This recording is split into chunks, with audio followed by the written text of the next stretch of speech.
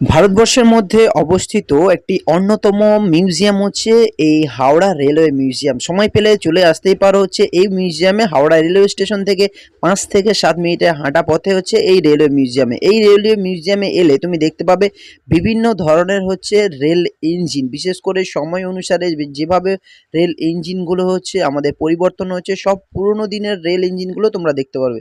এই যে দেখতে পাচ্ছ এখানে একটা কাঠের রেল ইঞ্জিন রয়েছে, আর এই ইঞ্জিনটা দেখতে পাচ্ছ এটা পাকিস্তানের হচ্ছে যাত্রীবাহী ট্রেন ইঞ্জিনের হচ্ছে ইঞ্জিন রয়েছে। তো দেখতে পাচ্ছ এখানে ইস্টার্ন পাকিস্তান রেলওয়ে লেখাই হয়ে রয়েছে। আর এইগুলো দেখতে পাচ্ছ এটা হচ্ছে আমাদের ভারতবর্ষের সব পুরোনো দিনে যেসব রেল ইঞ্জিনগুলো ইউজ করা হতো সেগুলো।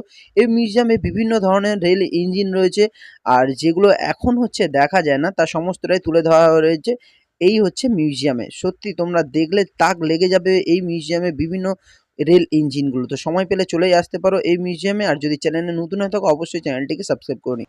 আর